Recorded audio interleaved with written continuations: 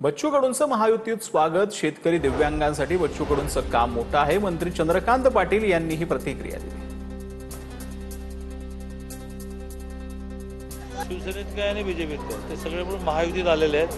ते खूप स्वागत आहे. बच्चू कडूंचा मी प्रचंड आदर करतो. शेतकऱ्यांची दुःख त्यासाठी रस्त्यावर उतरणं हे अद्वितीय आहे आणि मी त्यांचं महायुतीमध्ये स्वागत करतो. गोरगरीब कष्टकरी शेतकऱ्यांचे मुद्दे मार्गी लावण्यासाठी मी आता प्रयत्न करत राहील. नारी शक्ती विधेयकासाठी आणि महिला सबलीकरणासाठी काम करू. प्रज्ञा सातव यांची प्रतिक्रिया. जनतेला, सामान्य नागरिकांना, महिला भगिनींना, बळीराजाला त्यांचे अनेक जे विषय असतील ते सोडवण्यासाठी आम्ही सतत कार्यरत राहणार आहोत. ती देवाभाऊ यांनी मला ही जी संधी दिली आणि त्याबद्दल मी त्यांचे आणि संपूर्ण टीमचे मनापासून खूप खूप धन्यवाद व्यक्त करते. बागेश्वर बाबाचा नाशिक दौऱ्याला अनिच्छा विरोध आहे. नाशिकमध्ये होणारा कार्यक्रम रद्द करावा. अंधश्रद्धा निर्मूलन समितीनं जिल्हाधिकाऱ्यांना निवेदन दिलंय. धीरेंद्र शास्त्री बागेश्वर धामचे नाशिकला येत आहेत असं आम्हाला कळलेलं आहे आणि त्या संदर्भामध्ये आम्ही सर्व कार्यकर्त्यांनी नुकतीच कलेक्टरांना त्याच्या न येण्याच्या संदर्भामध्ये आम्ही निवेदन दिलेलं आहे. त्यासोबत धीरेंद्र शास्त्रींना आमचं 31 लाख रुपयाचं जाहीर आव्हान आहे की त्यांनी तथाकथित कुठला जो चमत्कार करतात तो कंट्रोल सिच्युएशनमध्ये सर्व कमिटीच्या समक्ष सिद्ध करावा. 31 लाख रुपयाचं आव्हान आम्ही त्यांना देत आहोत. आगामी 100वे मराठी साहित्य संमेलन हे पुण्यातच होणार आहे. पुणे पुस्तकांची पंढरी असून पुण्यातील संमेलनाबाबत चर्चा सुरू असल्याचं मंत्री चंद्रकांत पाटील यांनी म्हटलं.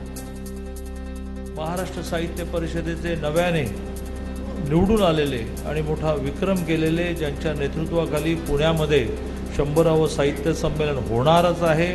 कोणाच्याही मनात शंका असण्याचे कारण नाही असे मसापचे अध्यक्ष योगेशजी सोमन. रायगडच्या महाड तालुक्यात शिवसेनेचा तिरंगी विजय झालाय. 3 ग्रामपंचायतींवर भगवा फडकवण्यात आलाय. पोटनिवडणुकीमध्ये शिवसेनेची जोरदार एंट्री झाली तर 3 ठिकाणी विजयाची नोंद पाहायला मिळते. मोहपरे गावच्या सरपंच पदासह 2 सदस्य पदांवरती शिवसेनेचा झेंडा पाहिला. सिन्नर पोलिसांची मोठी कारवाई. 5 चोरींच्या मोटरसायकलसह सराईत चोरटा जेरबंद. सरदवाडी रोड परिसरामध्ये अचानक नाकाबंदी करून करणराम शर्मा या शिवसेना नेते संजय निरुपम यांच्या मुंबईतील बेहरामबाग येथे ऑटो रिक्षा चालकांशी संवाद त्यांनी साधलाय. मनसेला देखील त्यांनी विरोध केलेला होता. संजय निरुपम यांच्या या कार्यक्रमाला मनसेनं जो आहे तो विरोध दर्शवलेला. बुलढाणा शहरातील शासकीय वैद्यकीय महाविद्यालयाला अखेर राजमाता जिजाऊ यांचं नाव देण्याचा निर्णय घेण्यात आला. राज्य शासनानं हा निर्णय घेतला.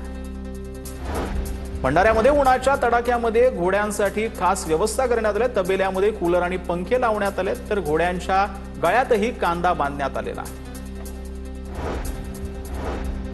बारामती तरुणाला गाडीत घालून मारहाण केल्याप्रकरणी एकाला अटक करण्यात आली आहे. तरुणाकडून मोबाईल आणि 15,000 रुपये लुटण्यात आले होते. माळेगाव बुद्रुकमध्ये हा धक्कादायक प्रकार जो आहे तो घडला होता.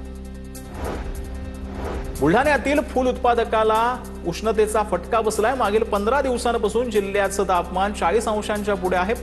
प्रचंड उन्हामुळे फूल विक्रेत्यांची स्थिती कठीण झाली आहे. ऑर्डर मिळवण्यावरच हार किंवा बुके जे आहेत ते तयार होत आहेत.